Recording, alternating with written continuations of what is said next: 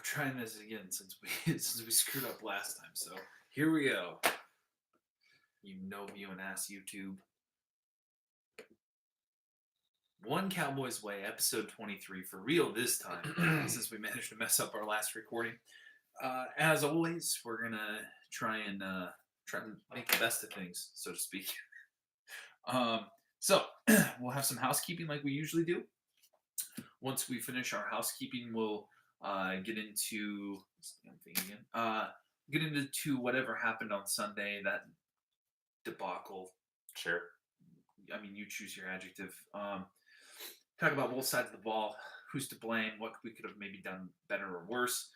We'll talk about how the loss affects the playoff picture, as well as get into a preview of the Buccaneers game. Then we will do, as usual, our over/under, bold predictions, score predictions, and our card of the week. And of course, as always, we will have offensive and defensive MVPs and LVPs, no matter how difficult that might be to do this week. Mm-hmm. So, Matt. Yes. Take us away. The Pro Bowl was announced yesterday.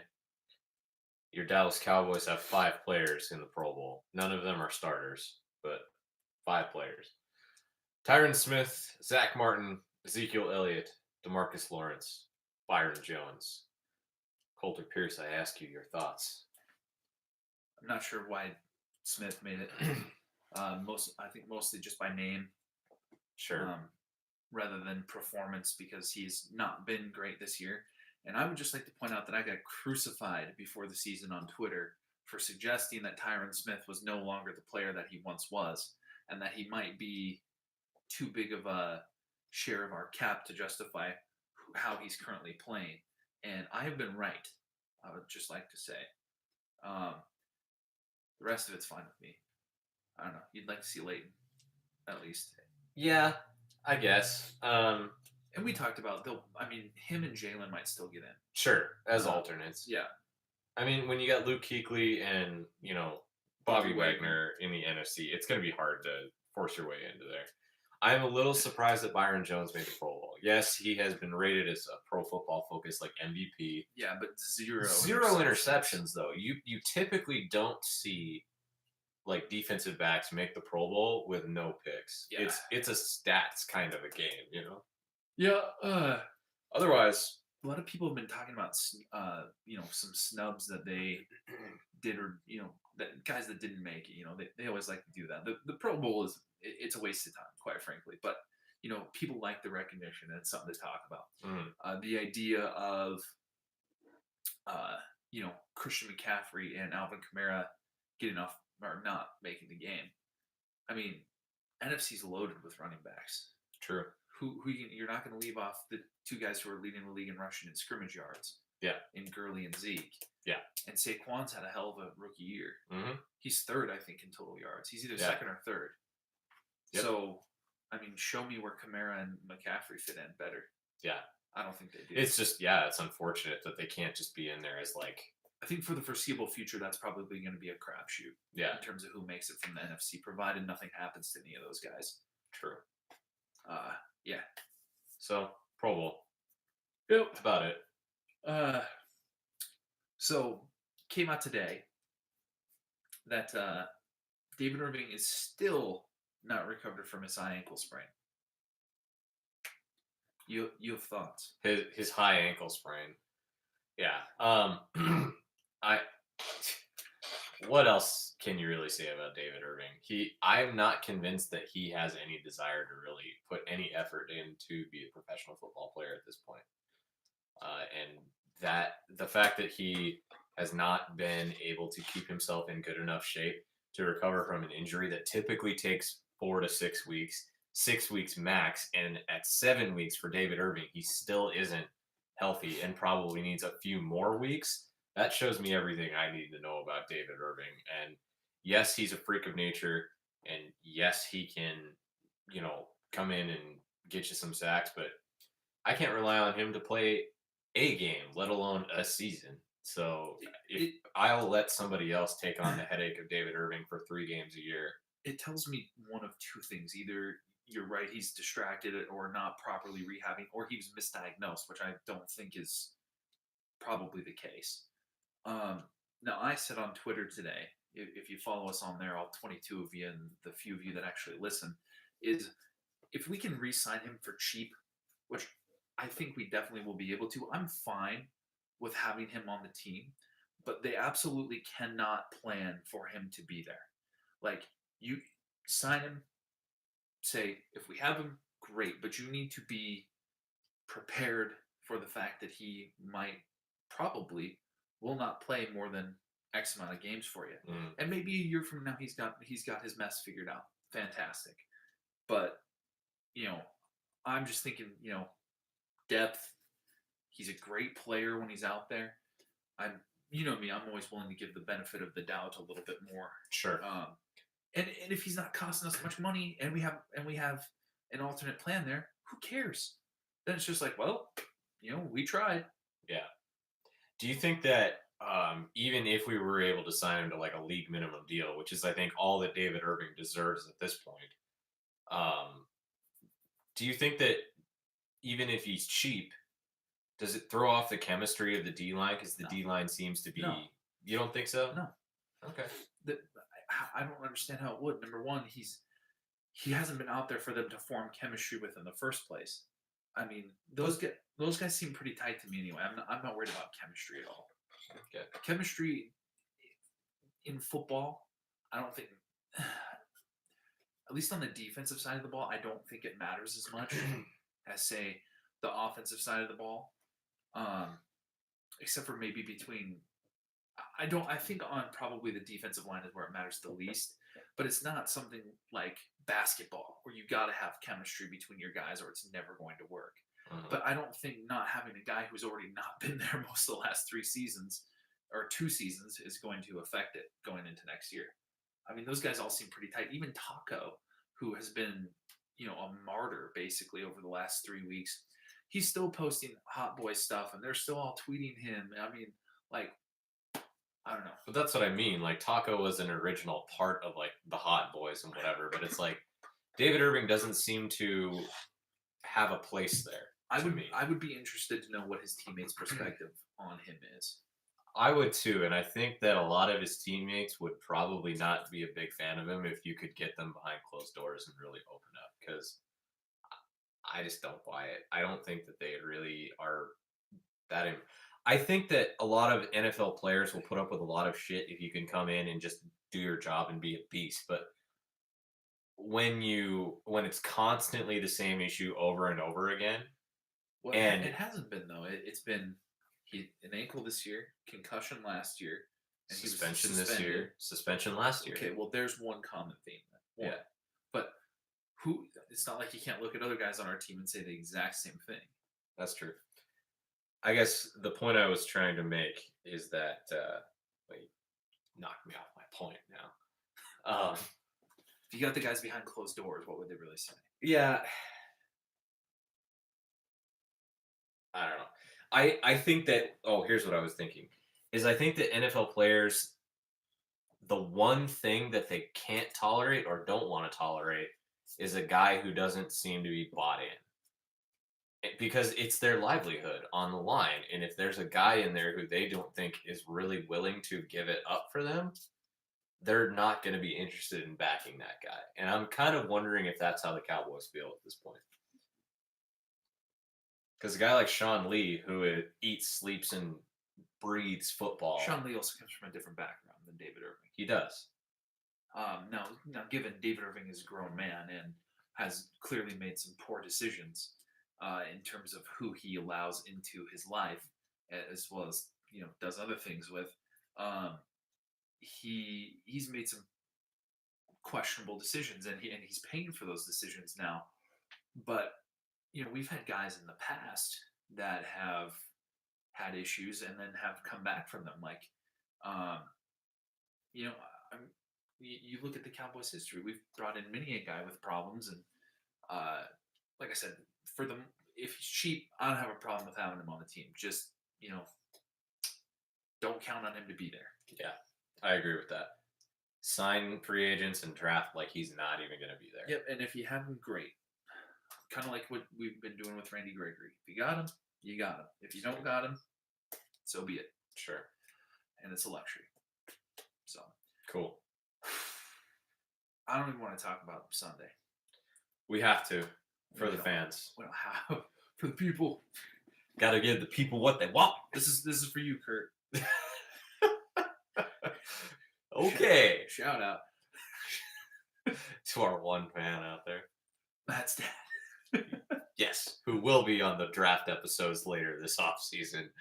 Yes, he will. So it was real bad. It was real bad. That might be our in a season of bad losses. That might have been our worst one. Yeah. And quite frankly, I think it was coming off the high of beating Philly the way we did, and the 5-game winning streak, and all the hype that we had rolling into the game, the chance to clinch the division, and you come out and you lay an egg. Yeah. Unforgivable to me. Mm-hmm. And another indication of the poor coaching of the team, in my opinion. Yeah. Well, you and I kind of talked about on this podcast last week that we felt like the Cowboys were kind of ripe to drop one here. Yeah. But I was going to pick them to lose until I read that damn article. I know. You shouldn't have done it. He was right. Shh. Anyway, had we lost by like 10 or 7 or even 14, I don't think we're feeling the way we do Even right if it's now. 20, even if it was 20 to 10 or 23-13.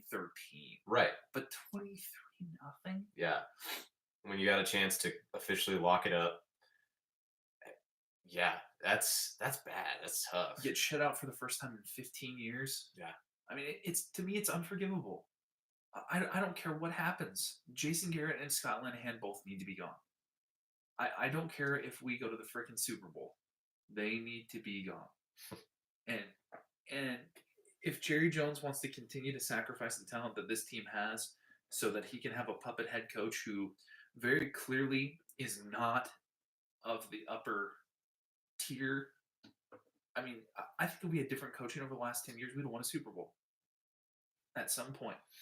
With Tony Romo and the talent that we had, we would have won a Super Bowl. Yeah. And for the love of God, if we clinch this week, do not rest the starters against New York. I get a bad feeling that we're going to.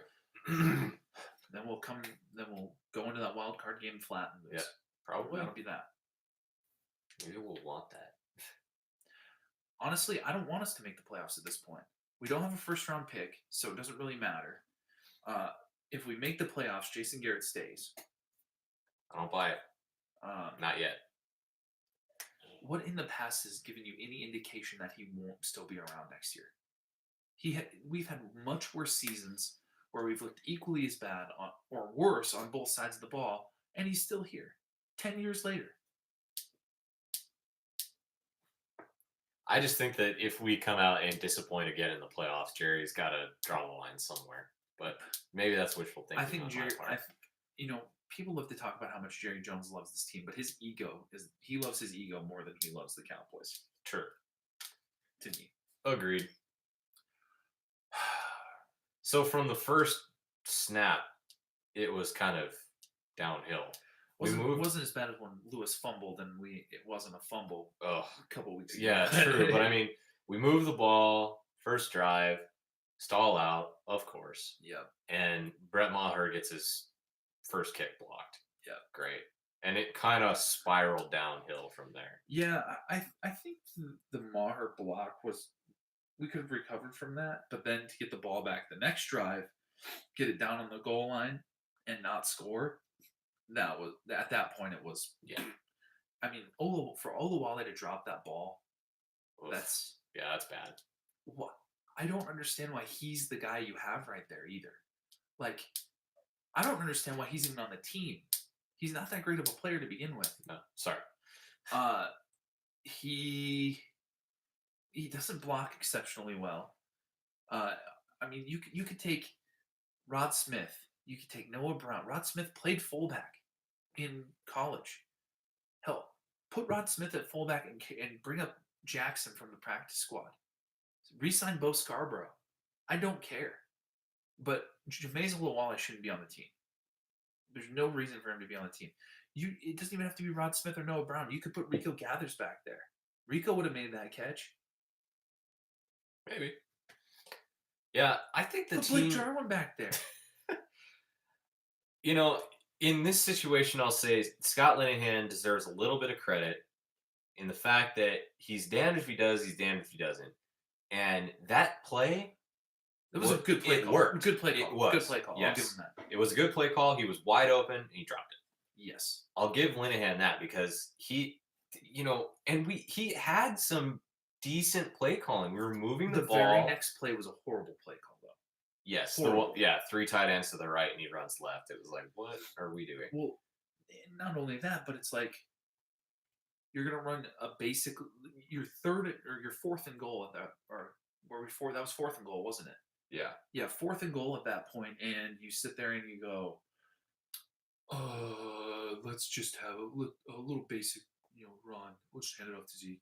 You gotta have better plays than that. Like, you're telling me you don't have a 2-point conversion play that you can't bust out there? Yeah. If not now, when? Yeah.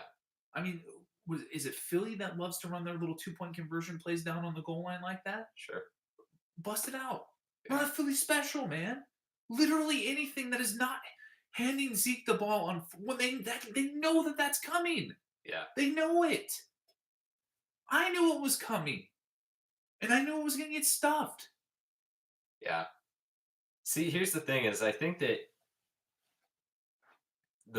and this is my opinion, I think that the red zone woes, the biggest culprit of this is the offensive line. Like, Travis Frederick was out. Zach Martin was out. And then Xavier Suafilo gets hurt. And you're down to Adam Redmond. Like, you've got a third string, a backup, and a backup in your interior offensive line. Like that, you're just going to get your ass whipped, like, at some point. Yeah, remember when the offensive line depth was supposed to be good this year? Yeah. Like, we went out and got Martin and Suafilo. Well, we didn't really go out and get Suafilo, Right. but we ended up with Suafilo and Fleming, Right. and everything was going to be better this year because if we had an injury, it wasn't going to affect us. Well, 50-plus sacks later. Yeah. I mean, and one thing I don't think gets talked about, and we talked about this last night, is the idea of when you're getting sacked this much and you're a young quarterback, how do you develop? Yeah. Like, why does nobody talk about the fact that with Dak getting sacked this much, maybe that's hindering his development a little bit too? Yeah. He got sacked less than 25 times his rookie year. Obviously, he was a lot better. Like, Duh. And then last year, when he got killed in Atlanta, it was like, well, yeah. I mean, no one could have predicted the Travis Frederick thing. No. But that was a freak.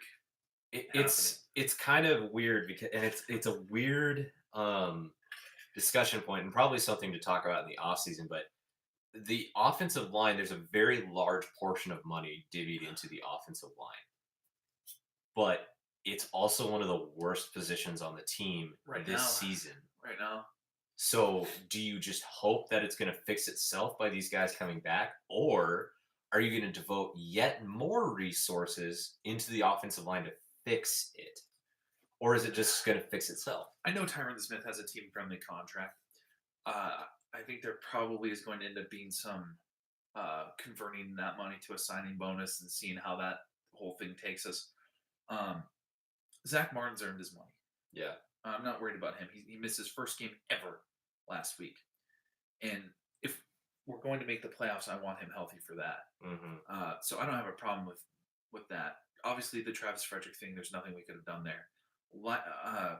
With Lyle Collins, I don't know what you do there. Obviously, yes, there's a tremendous amount of resources sunk into the line at this point, but it's also, a team lives and dies by their lines.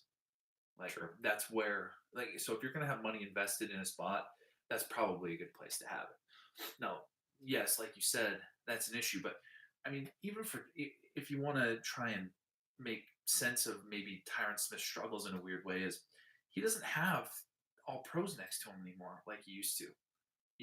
He doesn't have Travis Frederick, a guy, or that's Joe Looney. Next to him, this year, he said 3 guys play left guard next to him.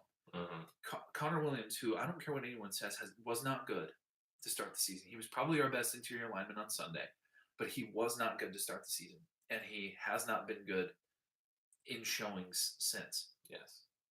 Joe Looney has been admirable. He's been admirable. He's no Travis Frederick. Yeah. Good backup center. Yes. I'll take him as a back. His really only snafu was the snap in Philly. Yeah. Or against Philly. He got pushed back a lot in the Colts game. Oh, yeah. No. Anyway, yes, I agree. Joe Looney, solid backup. Not a good starter. Yep. So. Good guy. Good dude. Yeah. So the offense. We're gonna have Suafilo back this week, though. It sounds like. Yeah. Just his eye got swollen. Pretty hard to play when you can only see out of one eye. Yeah. One eye. So. Yeah. This just has the makings of a team that even if we make the playoffs, it can't go very far because you can't score points. Like we're 31st in the NFL in red zone efficiency. And I remember someone asking, like, oh, is that going to be their downfall in the playoffs? Like, of course it is. Like, what do you expect? You get down to the red zone, you're 31st. If you can't score, you're not going to win. And like, somehow they've managed to win 8 games. They have. And 5 in a row. True. Anyway. During our win streak, though, and if you include our game on Sunday, after the third quarter, we've had something like 6, 10, 10, 6, 0, and 10 points after the third quarter. Yeah. We never start hot. That is not good. Yeah. Something has to change. If we don't go out and get regardless of what happens, if we don't go out and get one of the highest offensive-minded coaches out there to run our offense next year, we're going to see more of the same. I don't care who you bring in. I agree. I mean, I don't care if we put Julio Jones on the other side of Amari Cooper and bring in freaking Gronk. It does not matter who we put in if we don't have a relevant scheme. Well, why don't you go ahead and pull up what Matt Eberflus said? Okay. Our former defensive assistant. Yes. So this is what Matt Eberflus said on NFL radio, talking about how the Colts prepared for the Cowboys. So the Cowboys run the same stunts and slants on the defensive line that we run, so we knew how to block them on run plays and pass plays. Before you go any farther, if you're the Cowboys, how do you not know that? How do you not know that your former defensive assistant has his defense running the exact same stunts as you, so he's going to know exactly what you're going to do? He's going to know on both sides of the ball exactly what you're going to do. So how do you not adapt to that? That's unforgivable. Sure. The defense, I guess that makes sense. But this comment about the offense again is yet another indictment on Scott Linehan. That's me putting the nails in his coffin. We knew we had to limit their running game. We knew the pass route combinations that the Cowboys like to run, so we worked on those all week. And from the sounds of it, everybody knows that because remember in Philly, Cooper was like they were sitting on our stop routes because they knew that's what we were going to do. And he said, what's his name? The guy who had Douglas. He said Douglas was sitting on the slant because he knew I was going to run it. Yeah. And he was like, yeah, he had it sniffed out. It just, anyway. So that we worked on those all week to take those routes away. Unfortunately, it worked for us on the majority of the snaps. So Eberflus probably walked into, the head coach's office and was like, here. This is what's going to happen. This is what's going to happen. Yeah. If this is how we prep, I think we win this game. And he was right. I mean, he had it right on the head. Perfect. I mean, as Scott Linehan, that should also work to our advantage too, because he said, hey, we went against Eberflus's defense all year when he was here, so we should know how they're going to play defense. I had a lot of faith in Linehan and Chris Richard, because especially over the last 2 months. But for them to not think, that guy used to work here. He knows everything about Rod Marinelli's defense. You think he's going to tell the Colts offensive coordinator? You think he's going to tell Frank Reich a little bit about that? Yeah. Maybe. Like, Jesus, man. Yeah. Frank Reich, next head coach. Right there. Well, Frank Reich is the head coach of the Colts. Oh, I'm sorry. That's my fault.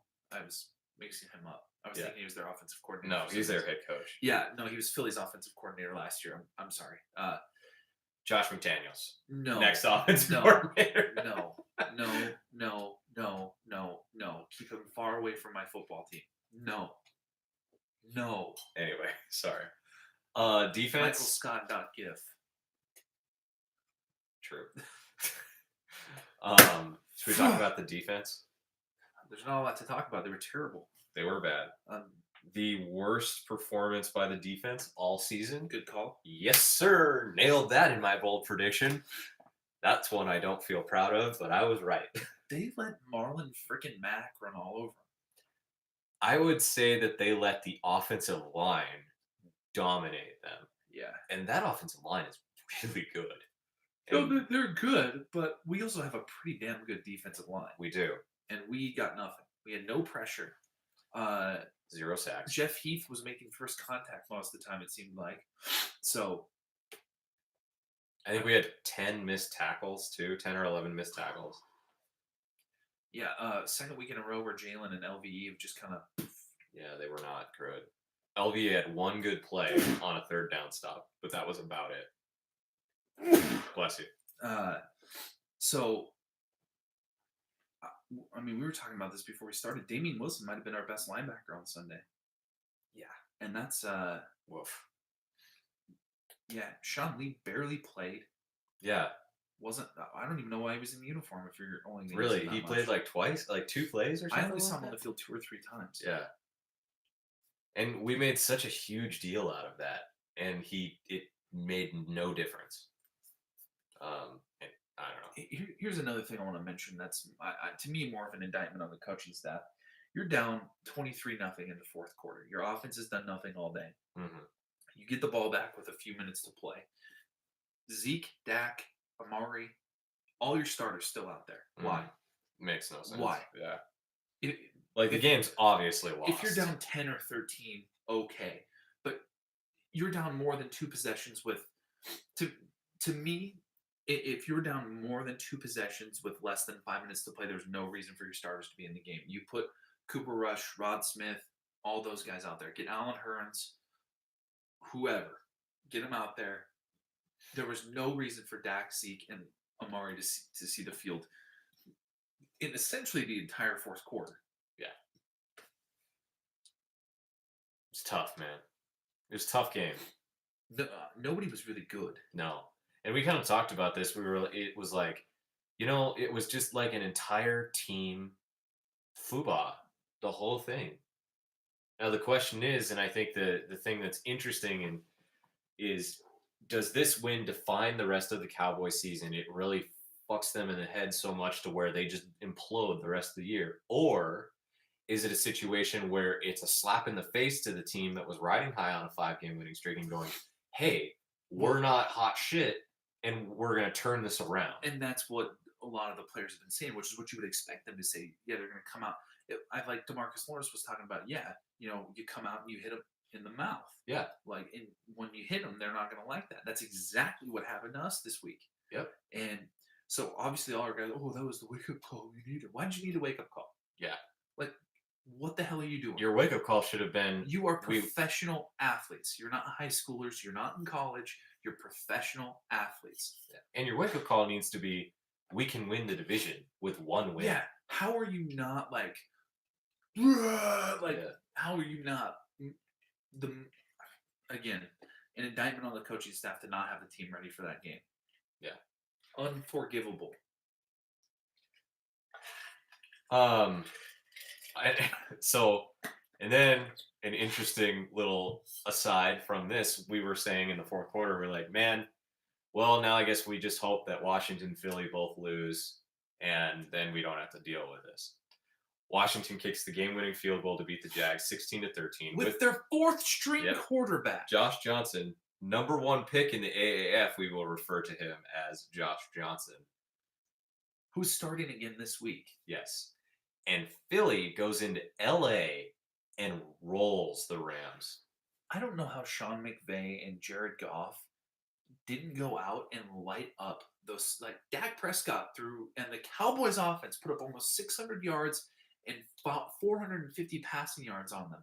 Yeah. How did Goff and McVay and that whole unit just not go, yeah. oh, yeah. Yeah. They should have easily easily been able to replicate what we did. Yep. And they laid an egg. They did the same thing we did. They've been garbage lately.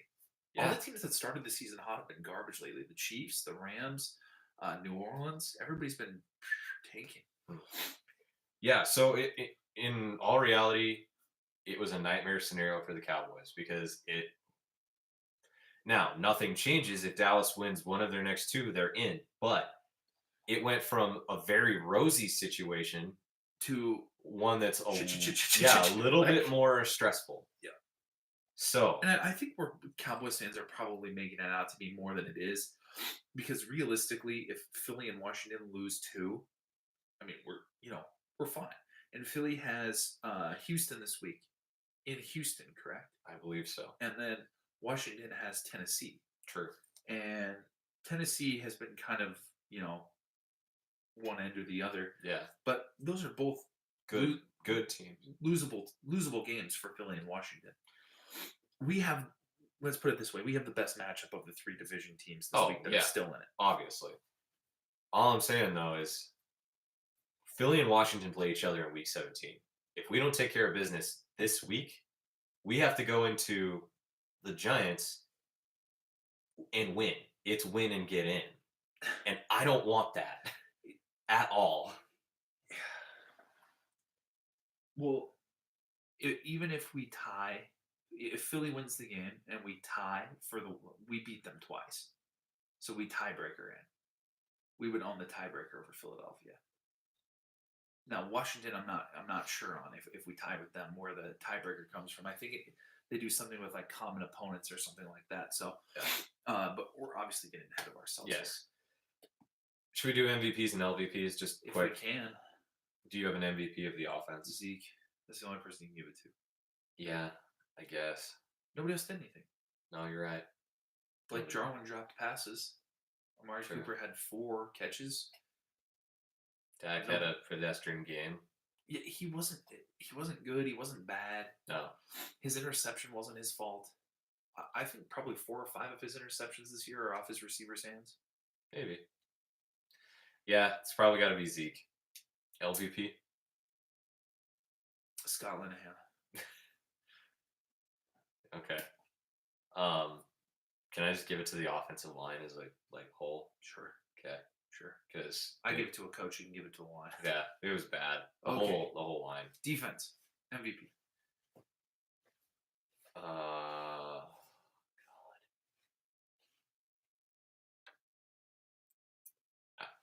I don't know. You're gonna give it to Damian Wilson, aren't you? MVP? Yeah. Jeff Heath. Okay. He didn't do anything bad. He made a lot of tackles. He did. I guess that's true. He laid the woods to Marlon Mack in the end zone. That's true. Yeah, a little too late. I'll give him that. Yeah, pick one here. I don't want him. I don't know. Jesus. This is not that hard. It's kind of hard. Leighton Vander Esch. For the one play that he made. You know what? Actually, no, I'll change my mind. I'll give it to Cheeto. Because he didn't really get beat all that bad. I can settle for that. LVP. Jalen Smith. Rod Marinell. Oh, okay. How do you not know that your former defensive assistant is going to know all of your calls? True. And how do you as players now go, hey, coach, you think Coach Eberflus is maybe going to know what we're going to do? Maybe we should change things up this week? Come on! Scaring the viewers, Coulter. Scaring myself. Anyway. Okay. We previewing the Tampa game? If we can. All right. So, like we said, this is is it a must-win? Is this game a must-win? Well, yeah, both games for the rest of the year are a must-win. Okay. Unless we win one of them, in which case the other one becomes not a must-win. Yeah, exactly. Okay. Like we said earlier in the podcast, this is the most...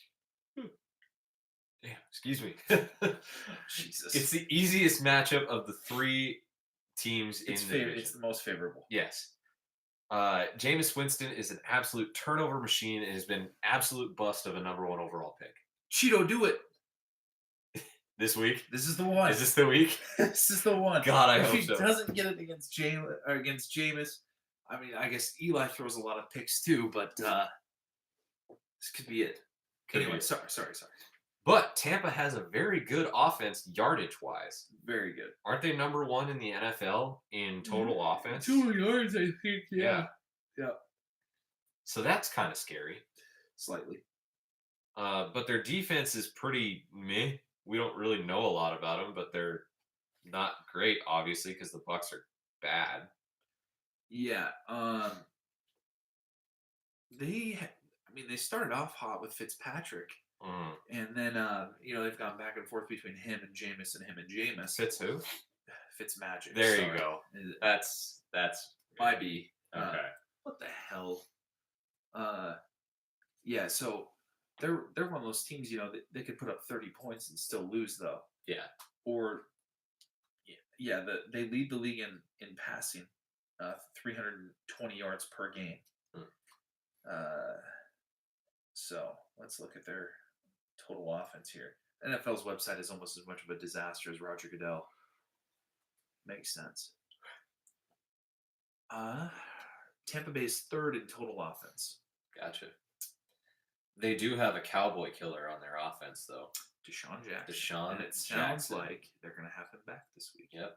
Everywhere he has been, Washington, Philly, he has wrecked the Cowboys.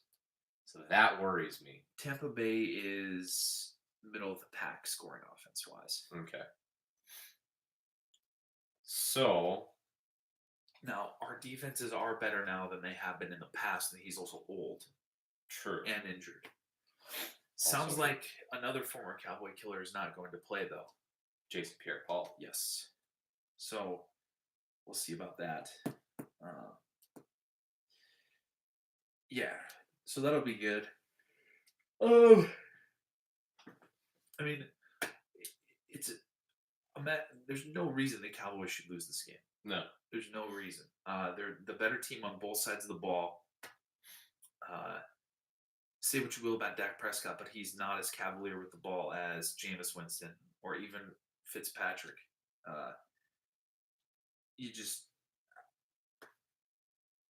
This is a winnable game and one that you should and need to win. Yeah, you should be able to clinch this week very easily. Mm-hmm. And if they don't, again, there needs to be serious consideration given to who's running the team next year. Because if you come out flat in this game too, again, it's unforgivable. Tampa Bay's got the ability to put you out of your misery quickly. If we come out flat and Tampa comes out like a house on fire, we're down 14-0, and 14 points for this offense, the Cowboys' offense, is pretty insurmountable. Tampa's defense is 28th in the league. They give up 28 points per game. Okay.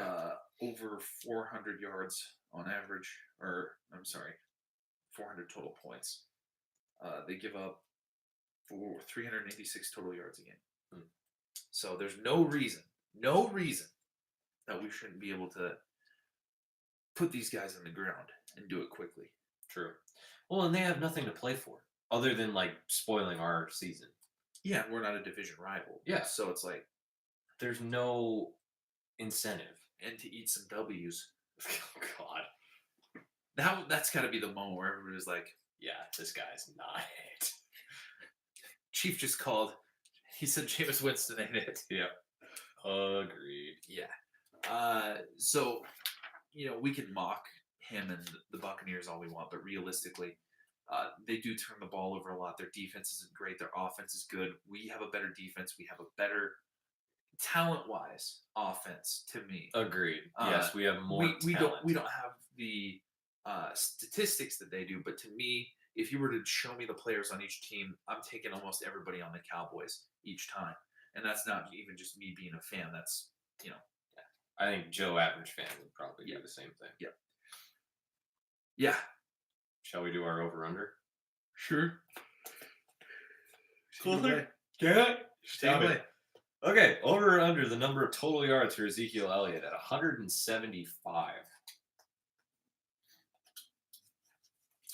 I'm gonna go over. Why not? Okay. You got a number? You can hit 200? Hold on. Okay. Let me think about that. Okay. Do you need me to do mine while you're thinking? Sure. Okay. I'm going to take the under. I think Zeke's hurt, and I don't think he's willing to admit it, but he looks hobbled in a big way. Yeah, you're not wrong. I'll Um, give you that. And we're going to continue to feed him the rock as much as we can, but it would not surprise me at all if, like, in this off season, it comes out that Ezekiel Elliott's getting some like off-season surgery to like clean something up, or He's limped in every single game that I can think of. yeah, like so that would not surprise me at all. Tampa Bay is 27th in passing defense, and they are 27th in rushing defense. Hmm. He should be able to get over 200. Agreed. Should. Over under the number of pass yards for Dak Prescott. Over under is at 225. Take the over again. A lot of it's going to go to Zeke, I think, but I agree. Okay. I think we should be able to get yards in the air. It's just all comes down to scoring. We haven't had issues moving the ball. No, we really haven't. It's been getting in the red zone and just scoring points. When we've scored points, they've been on big plays. Yeah, which is weird. And none of them from Zeke really either. Amari Cooper's been kind of our big play guy. Yeah. Yeah, Cowboys are 21st in the league in offense yardage wise. And aren't we like 28th in scoring offense or something? There, it's like loading. And doing it as slowly as possible. 20th or 21st in yards per game, but points per game, we are 26th. Okay. So, yeah. Neat. Yeah, so we're a bottom tier offense statistically, but Mm-hmm. with the talent we have, we should not be. So that's where I am. So I'll take the over on Dak as well. You said over, correct? I did. Okay. How many sacks is our defense going to get? Over or under 2.5? I'll take the over. The Hot Boys better show up to play this week. Ooh. I need 2 from DeMarcus Lawrence at least, and then I need at least a couple more from the other guys. Antoine Randy Woods. Gregory's going to get 4 this week. Randy Gregory. I don't care. Tyrone Crawford could get 2 for all I care. I mean, you got to step up, and if you want to be Hot boys. Yeah, be the Hot Boys and talk all that mess, you better be able to fucking back it up, Whoa. And that's great if you're on a 5-game winning streak and all this and you're playing great, but they got their ass whipped last week by the Colts. Correct. Who start 2 rookies and a bunch of like kind of unknown dudes. They got their ass kicked, Yeah, well, it doesn't help when the other team knows what's coming. But yeah. But yeah, so if you want to be the Hot Boys, you better show the hell up. So yeah, win this game. The defensive line has a chance to just wreck this game because Jameis Winston turns the ball over. And if they can get pressure on Jameis Winston, I guarantee you he'll turn the ball over. Tampa Bay is also very heavily penalized. They're top 5 in penalties per game. Yeah. David Irving single-handedly beat the Tampa Bay Buccaneers by himself the last time we played them. He was Jameis Winston's like worst nightmare. Yeah. Last time we played them. Yeah. It's been not great, or it was not great for them. So there's no reason DeMarcus Lawrence and company could not do the same thing. Let's see. Tampa What Bay say you? Tampa Bay's very middle of the road in terms of sacks surrendered. I'm going to take the under. I don't know why. How about no? Hell with it. I'll take the over. Winston's a statue. Okay. Is he? More of a statue than other guys we've played. Sure, I guess. How about sacks allowed by the Cowboys? Over. You don't even have to look at the over-under? No, it's 3.5. Okay. But I'm going over. I'm taking the over as well, especially if Zach Martin. To. Yeah, if Zach Martin doesn't play, I think he'll probably play this week. Maybe. I don't know. Su'a-Filo might be coming back from an eye injury. Okay, let's say this. If Martin's back, I'm taking the under. If Martin's not back, I'm taking the over. Fair. How many times is the debacle against the Colts mentioned? Over under 1.5. Over. It'll get mentioned right away, and I think they'll work their way into the broadcasting in somewhere. Yeah, especially when they're talking about the playoff picture. Yeah. Cowboys win. Over under the number of takeaways for the Dallas defense at 0.5. It has to be over. I agree. If you want to win this game, it's got to be over. But will it be? I think it will be. Probably not. We'll probably lose. I'm going to say 2. Oh, okay, you say 2. I'm going to say 6. Wow. Okay. Last time you said something like that in jest, it almost came true. Yeah, well, it did. It did come true. When you tried to push it to 500, that's when it became not true. Over under 0.5 snaps for Taco Charlton. Under. I think Taco has no desire to get out of the doghouse. He thinks he's more entitled than he should be. I think he has a desire to get out of it. I just don't think he has the mindset to do so because of the entitlement. Yeah. I'm going to say over, though, just because Jerry said something this week. That's true. He did mention something about Taco needing to get on the field. Yeah, I think he'll see at least a dozen snaps. All right. At the expense of who? I don't know. But Lawrence Armstrong. Probably. Yeah, but Dorrance even wasn't out there that much Sunday. No, that's true. So I'm going to take the over. Strictly because of Jerry Jones. Okay.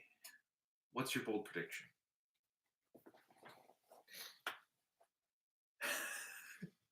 Yeah? As you always say it with your chest. Yeah, my bold prediction is that we're going to make this game a lot more difficult than it needs to be. Is that bold, though? We tend to do that. I'm saying, like, Tampa Bay is going to be coming down for, like, the game-winning score, and we're going to get one of those turnovers. Cheeto's going to get it. That's what I mean. Here come that boy. Yeah, so that's what I mean. Like, Tampa Bay might be going down to beat us, and we barely eke it out. Just barely. We should kill Tampa Bay. We should. We should beat them by 2 scores, but I don't think we're going to. No, we very rarely do that. It doesn't happen very often where we have a stress-free game where we just destroy somebody. Like, maybe once a season. And even that, it's like, whoa. Yeah. Like, even when you're blowing the team out, you're like, okay, this can't last screw it forever. Up. Like, the whole Jacksonville game, I was sitting there like, yikes. Yeah. This is not good. Oh, man, I don't know if I have a bold prediction. Did I steal yours? No, no. Because like I said, I don't think that's all that bold. No, not to be not to be a dick, but rude. That's what the Cowboys do, man. They make things more difficult than they need to be. That's the Cowboys. One of the corners is going to have 2 picks. Okay. Cheeto or Byron? One of them, yeah. Or Jordan Lewis. No, because they won't see the field enough. But one of the corners is going to have 2 interceptions, and that is a bold prediction considering neither of them has one this year. Yeah, that's bad. And yet they played pretty well. Cheeto's been beat a couple times, but he's also been right there when he's been beat. So sounds a lot like Orlando Scandrick. 2 picks. Sounds a lot like every corner we've ever had to Yeah. me. Yeah. So one of them is going to get 2 picks. I can feel it. Yeah. Part of our 6 turnover day. Takeaway day. Got it. I hope we don't turn the ball over 6 times. My God. What's your score prediction?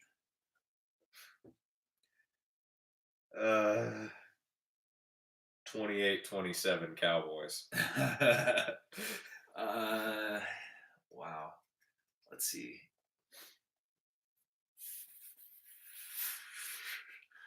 I'm going to go 23-19 Cowboys. Okay. Yikes. I don't think they're going to kill them. I think they'll beat them, and they should. But I also would not be surprised if they lose. Like, not one bit. Oof. I legitimately would not be surprised. Going into... I would be surprised if it's, 17-7 or 17-10 going into the 4th quarter, and all of a sudden we go, shit!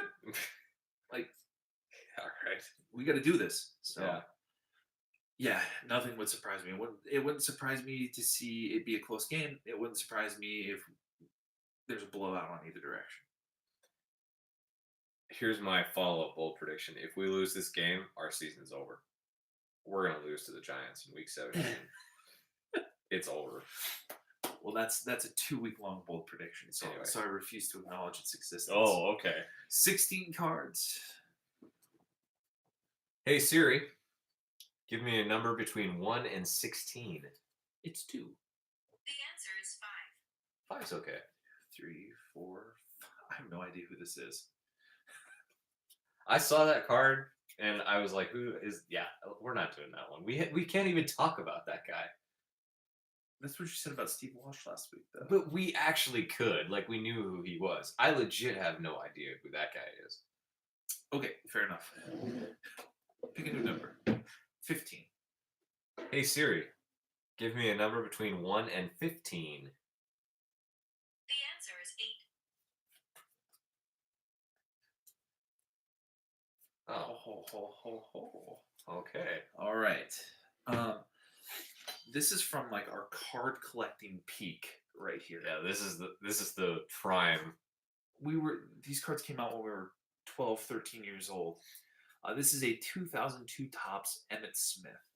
Yes, sir. 5'9", 209. Obviously needs no introduction.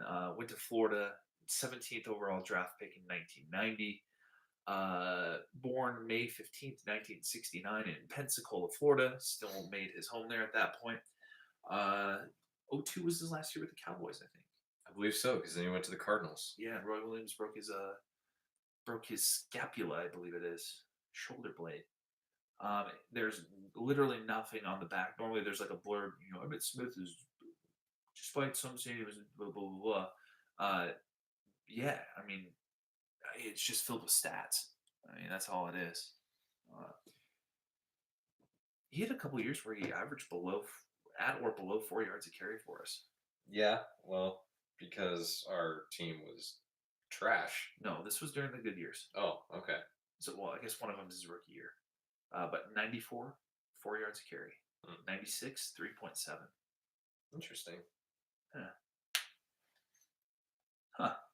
The year where he had his second most carries of his career, he only averaged 4 yards a carry. Wow. Interesting. Definitely my top 5 Cowboys of all time. Well, yeah. Hard to argue. League's all-time leading rusher. Yeah. One in there. There's one there, too. Yeah. Want to pull that one down? Well, I couldn't remember if we'd done it yet or not. Matt has like 6 Emmitt Smith autographs around his room here. This is probably the week to tell the story. Yeah, sure. Why not? So, Matt, so we collected football cards most of our youth, and from time to time we'll still buy some. I'm positive this is when we were spending the most money on cards, was around this age. Yes. I have so many 2002 Topps cards. So anyway, Matt's always been really lucky with his. In fact, this is part of my best man speech at his wedding. Yes. He's always been really lucky in terms of like what he pulls out of card packs and with various other things. And so Matt's got a story about some Emmitt Smith autographs. Okay. Well, yeah, I was with my dad at Target one day. I went over the cards like I usually do. They moved them, by the way. They did. I saw that. I picked out 4 packs of these 2002 Topps and brought them back to the cart where my dad was, and he's like, $2 each. Yeah, $2 each. And he's like, no, you should take a couple back. We'll buy 2 packs. Take a couple of them back. And I was like, okay, fine. So I take a couple back, throw them back, get in the car, open it up, and pull a Ring of Honor autograph of Emmitt Smith.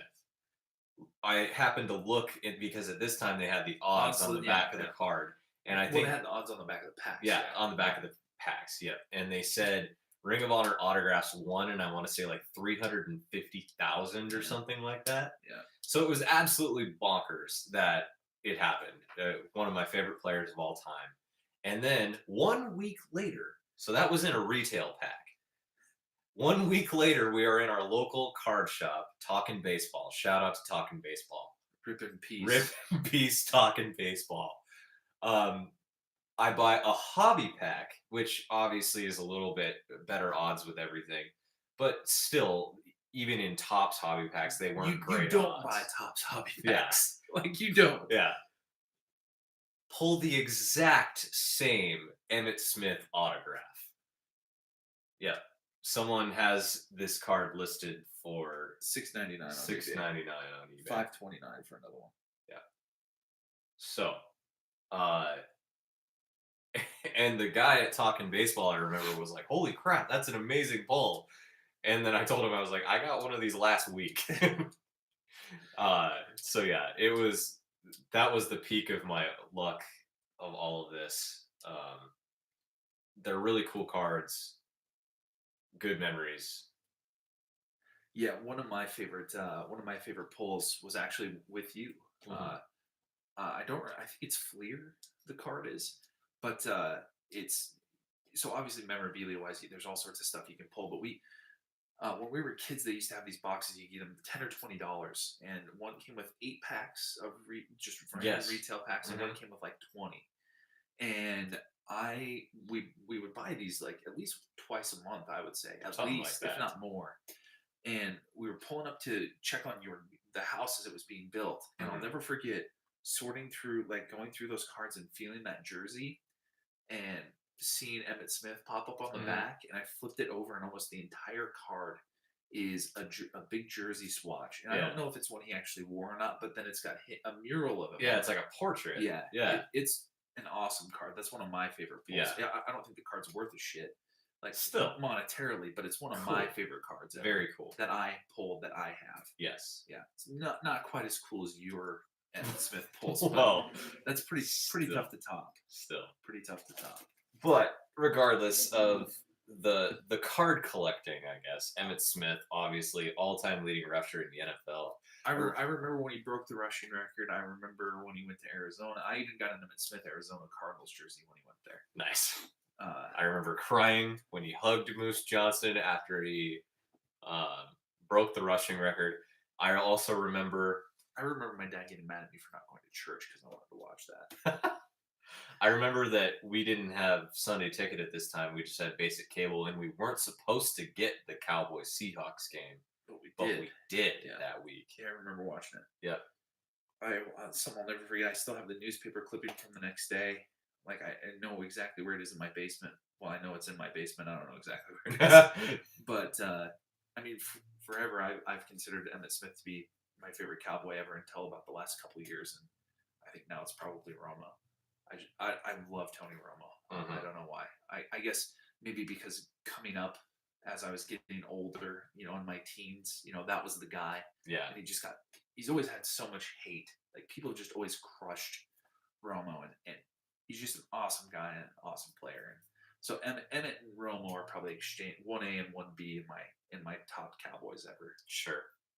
That's an episode we should do sometime. Our top Cowboys ever. Sure. Yeah. Just like We gotta have some off-season stuff. yeah, like for the people. for the people, got to give the people what they want, especially in the off season. What else do we have to say about Emmitt Smith? He was, we were able to get him as part of that Herschel Walker trade. Mm-hmm.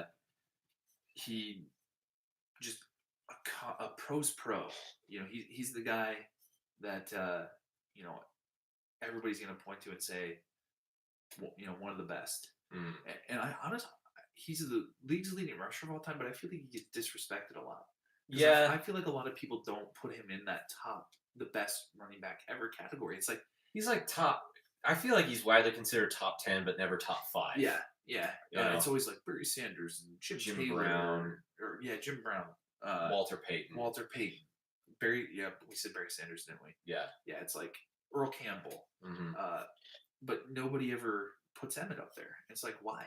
Yeah. He's the leading rusher. Well, he stayed healthy. Yeah, he stayed healthy. Exactly. Nobody else did that. That's part of the game, is staying healthy.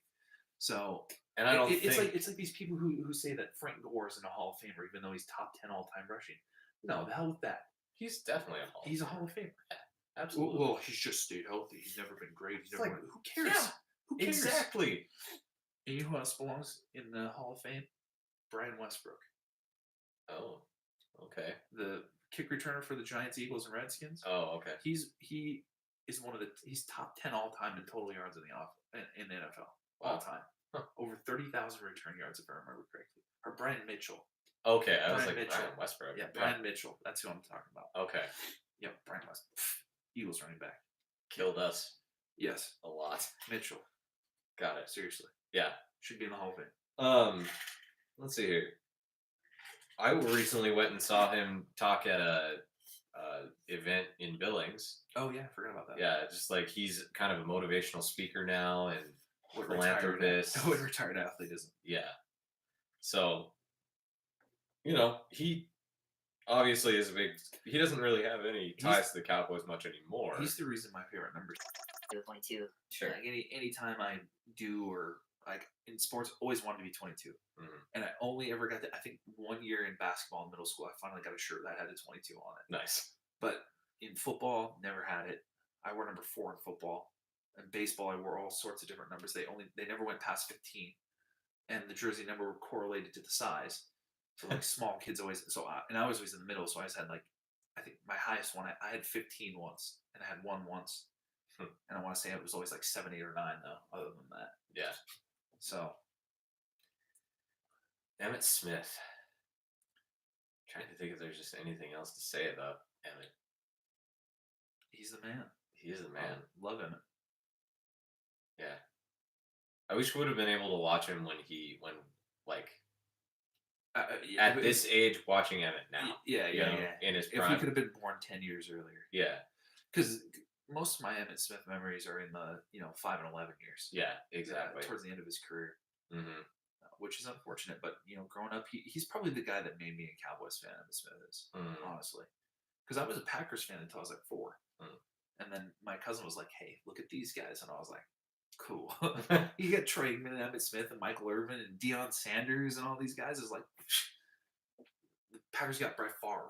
Yeah, that's about it. So yeah, Emmitt Smith probably, definitely the reason I'm a Cowboys fan.